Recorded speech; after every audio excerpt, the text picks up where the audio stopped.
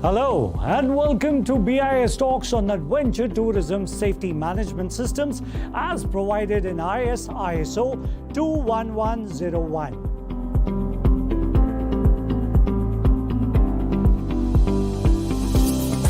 The adrenaline rush, exercise, skill building, achievement and confidence. You can call it anything, but there's no denying the fact that adventure tourism in India is here to stay and more people are joining the list.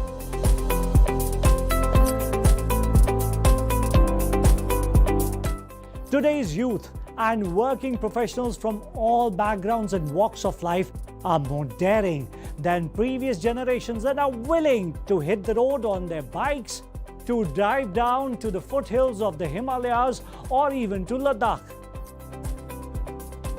They are plunging deep into the waters of Andaman and Puducherry, going for mountain trekking, camping in Uttarakhand, or snowboarding or skiing in Gulmarg. India's love for adventure tourism is at an all-time high and is only set to rise in the times to come.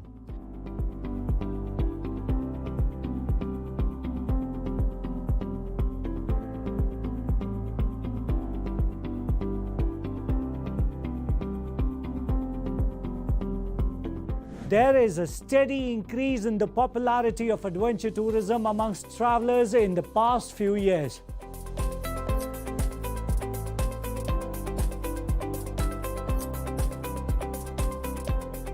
One of the big contributors to the accelerated growth of this niche segment is the growing number of operators across different adventure beats, including biking, hiking, rafting, hot air ballooning, paragliding, and so on. But adventure tourism is not without its risk. So minimizing those risks is of utmost importance.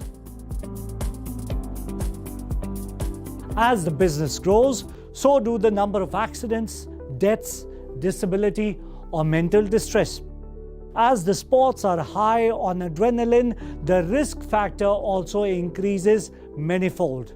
Although no fixed data is available for the number of deaths or disability because of participating in adventure sports, the headlines of newspapers give a different picture. Let us listen to Mr. Chandan Behel, DDG, MSc of Bureau of Indian Standards. Adventure tourism is becoming more popular and naturally safety is a major concern.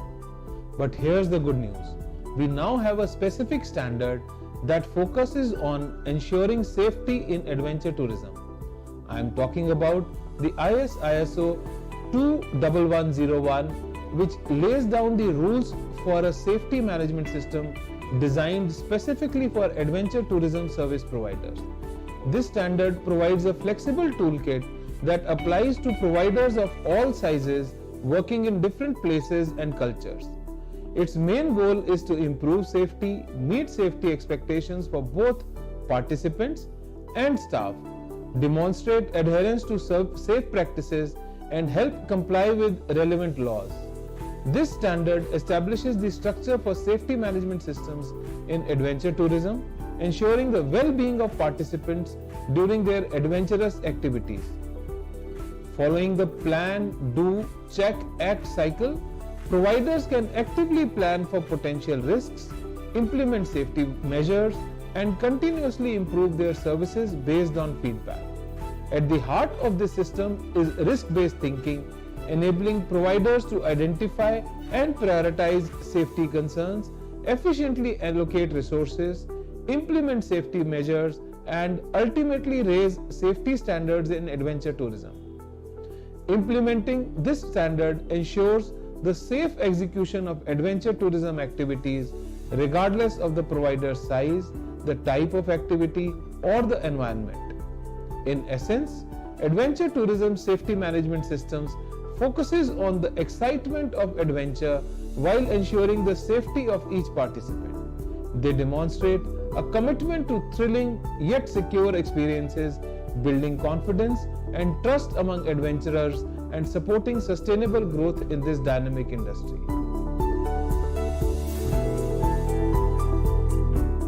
The standards on adventure tourism are developed by Travel Tourism, Hospitality and Related Services Sectional Committee SSD 02. One of the most important standards on adventure tourism activity is ISO 21101, which lays down the requirements for safety management systems for adventure tourism. This standard specifies how the adventure tourism organization manages its operations in terms of safety. Let us listen to Mr. S.K. Kanogia, Head SSD2. Adventure tourism has become increasingly popular worldwide, with a growing number of people engaged in these activities, whether on commercial, not-for-profit or charitable basis. These activities inherently involve a level of risk and challenges, offering potential rewards along with the potential dangers. Consequently, adventure tourism activity providers bears the responsibility of giving importance to the safety of their participants and ensuring operations are safe as possible. To ensure safety in adventure tourism, several standards have been developed and are being developed to address different aspects of adventure tourism, including planning, communication with the participants, competence and safety. The main aim of these standards is to set the minimum requirements for safety management system and communication protocols with the participants to ensure their safety during adventure tourism activities. These standards play a crucial role in enabling adventure tourism activity providers to fulfill their responsibilities to keep their participants safe.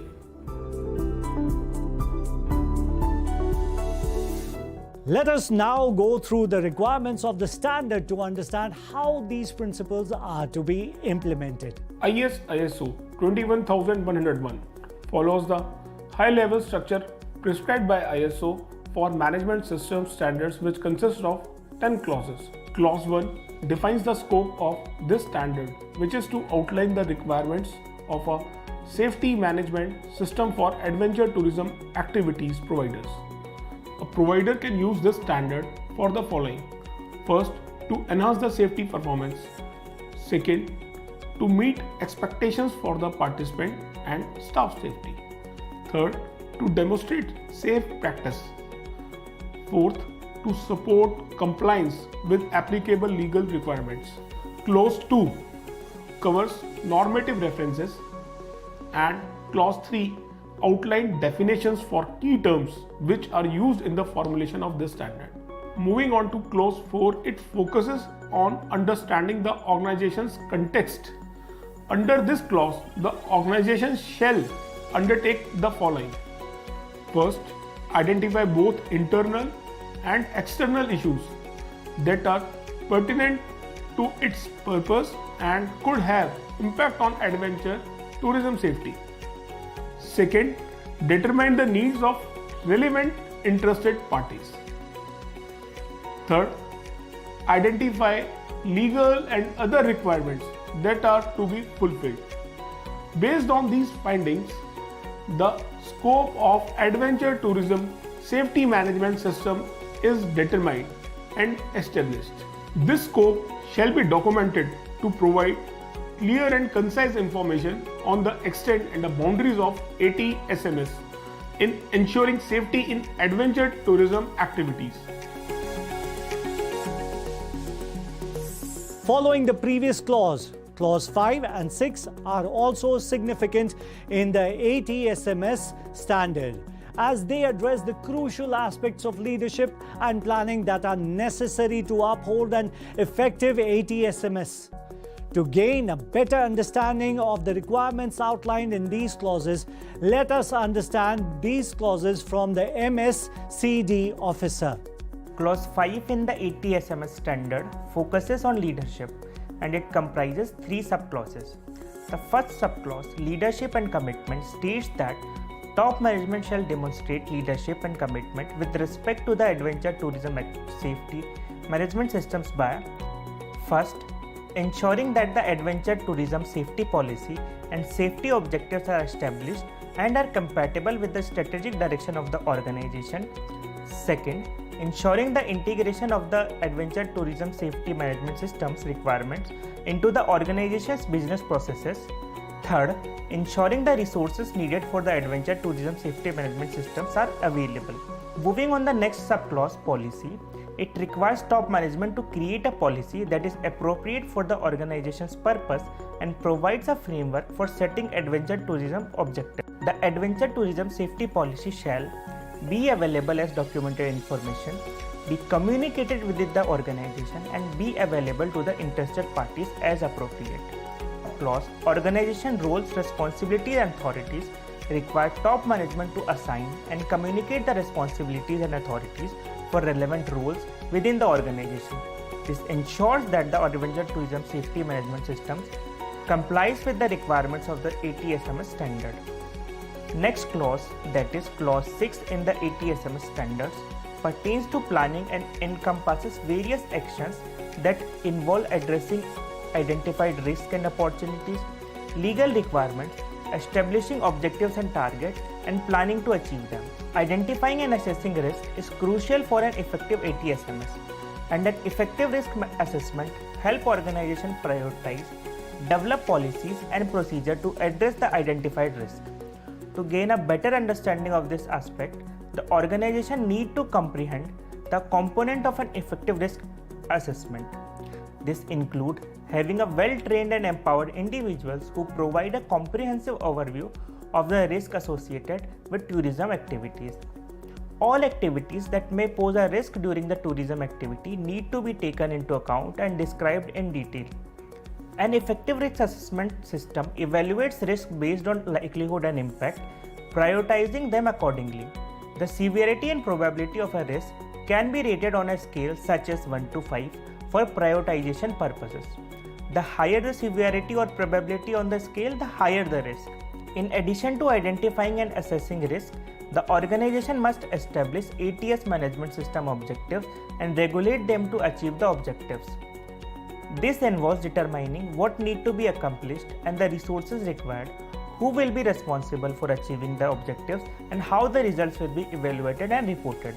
Let's now delve into the following 7th and the 8th clauses of the ATSMS standard, which outline the essential support and operational requirements necessary for the successful implementation of an adventure tourism safety management system.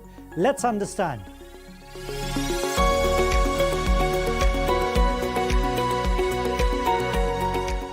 Clause 7 of the ATSMS standard highlights the crucial support requirements, which include resources, competence, awareness, communication, and documented information. It is essential for the organization to determine and provide the necessary resources for establishing, implementing, maintaining, and continuously improving the adventure tourism safety management system.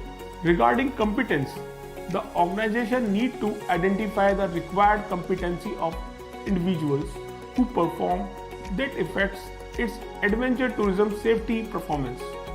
The organization shall ensure that these individuals possess the necessary competence through appropriate education, training, or experience. Awareness is another crucial aspect of this clause.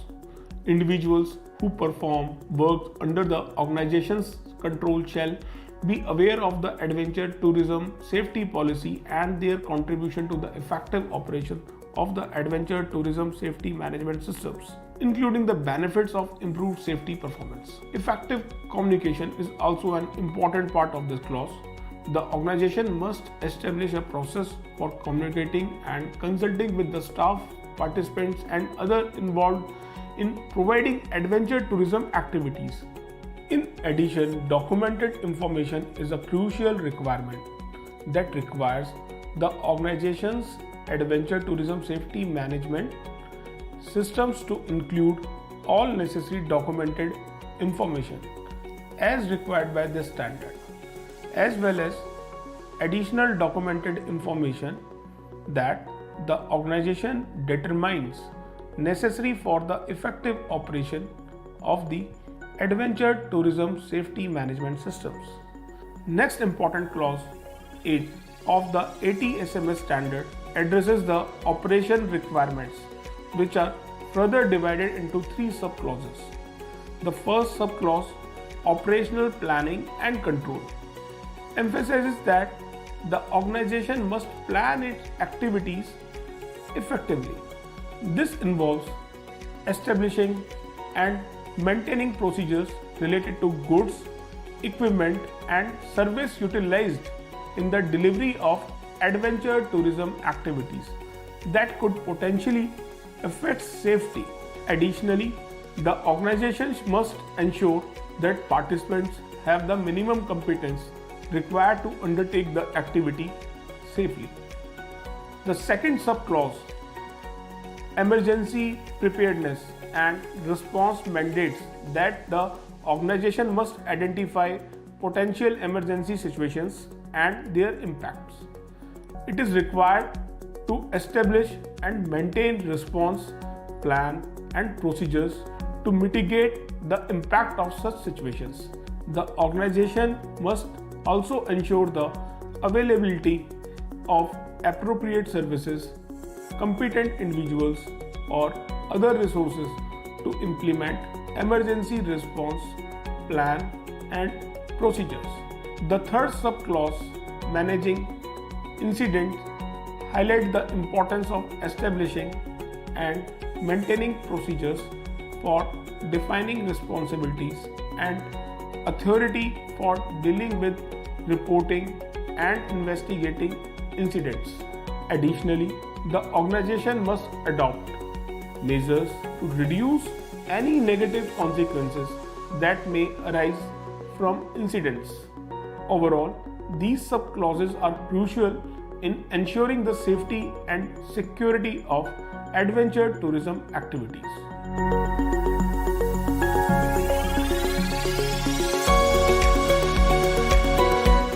One of the important requirements is the performance evaluation covered under Clause 9. What needs to be monitored and measured? The organization shall determine the methods for monitoring, measurement, analysis, and evaluation as applicable to ensure valid results, and shall evaluate the safety, performance, and effectiveness of the results of the adventure tourism safety management systems. Internal audit. The organization shall conduct internal audits at planned intervals to provide the information on whether the adventure tourism safety management systems conforms to the organization's own requirement for its adventure tourism safety management systems and the requirement of this standard, and it is effectively implemented and maintained. Who can do the internal audits? Internal audits are done by the internal auditors trained by the organization for the said purpose. Internal audits are generally done by the auditors which are independent to activity to maintain the impartiality. The management review is important so that the management can get the level of implementation of ATSMS in the organization. Top management shall review the organization's adventure tourism safety management systems at planned intervals to ensure its continuing suitability, adequacy, and effectiveness. The last clause, which is 10, states about the improvement. There are two aspects in improvement clause.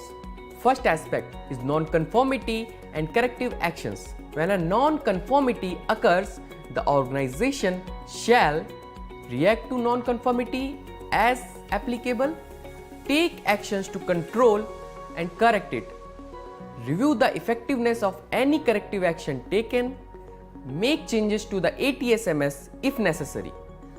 Second aspect is continual improvement. how we can continue to grow, become more efficient, become much better organization for adventure tourism safety management in a sustainable manner.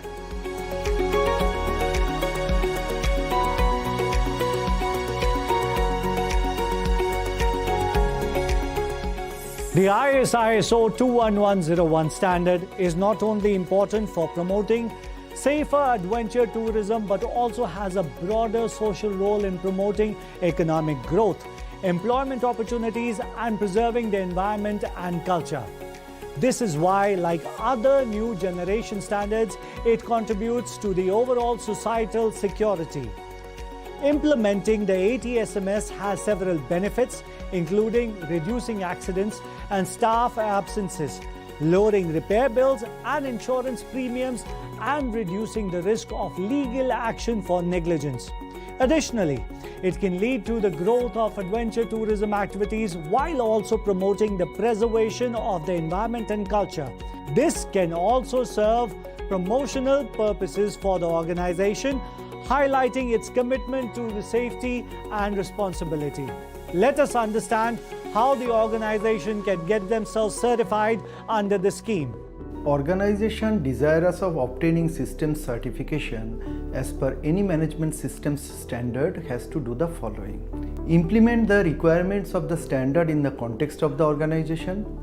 Develop various type of documents like manual, if required, procedures, policy, objectives, targets, operational risks, etc. as required by the standard. Get the documents approved from authorized person and circulate to all departments and create awareness. Complete one cycle of internal audit of departments, including top management, and one cycle of management review to ascertain that standard is in place and giving required results. Then you make application to BIS on BIS portal.